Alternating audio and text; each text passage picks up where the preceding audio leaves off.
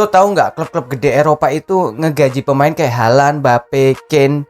Itu angkanya bikin pusing. Ada yang gajinya semingguan aja lebih gede dari gaji orang biasa seumur hidup.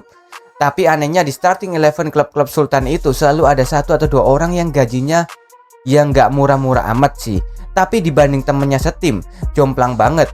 Nih gue kasih tahu 10 pemain starter termurah di 10 klub terbesar Eropa. Yang terakhir bikin geleng-geleng kepala sih pastinya. Mulai dari yang paling gila dulu, Manchester City. Total gaji tim ini gila-gilaan. Haaland aja udah kayak main di planet lain soal duitnya. Tapi ada satu nama, Nico O'Reilly. Cuma digaji sekitar 30.000 pound seminggu. Setahun cuma 1,56 juta pound. Ini anak akademi yang naik kelas jadi bek kiri utama City musim lalu. Kontribusi gol, assist, bahkan jadi salah satu pemain paling produktif versi fantasi Premier League. Tapi bayarannya setara sama cadangan kiper klub kecil. Starting buat salah satu klub terkaya di bumi. Digaji kayak bukan pemain siapa-siapa. Lanjut nomor 2 ada Barcelona. Lebih gila lagi, Pau Cubarsí umur 19 tahun.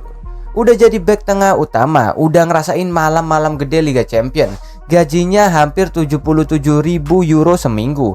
Setahun itu sekitar 4 juta euro. Kedengaran gede, coba bandingin sama Lamine Yamal yang baru tanda tangan kontrak superstar. Cubarsí ini bukan pemain yang nunggu giliran main loh. Masa depan pertahanan Barcelona ditumpuin ke pundak anak 19 tahun ini yang gajinya masih di bawah 80.000 euro seminggu. Lanjut ke Italia, Pierre Kalulu di Juventus. Ini kayaknya yang paling value for money di seluruh daftar ini. Gaji tetapnya cuma sekitar 59.000 euro seminggu. Setahun itu 3 juta euroan sih. Musim lalu dia main di 37 dari 38 laga Serie A plus semua laga Liga Champions. Bisa main bek tengah, bek kanan, gelandang bertahan, pokoknya serba bisa.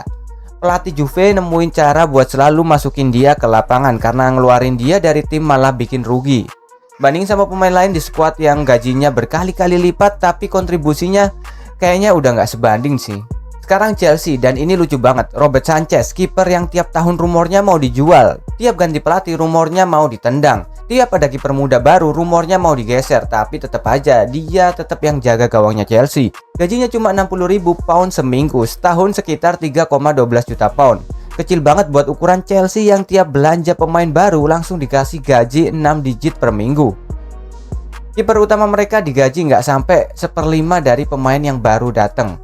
United gak beda jauh. Saint Lamens, kiper utama baru di bawah Michael Carrick. Gajinya cuma sekitar 60.000 pound seminggu atau 3,12 juta setahun.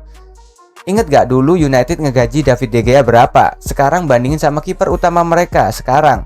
Sementara Bruno Fernandes dan bek-bek senior lain hidup di kasta gaji yang beda dunia sih sepertinya. Anehnya orang yang literally jaga gawang mereka cuma dapat segitu.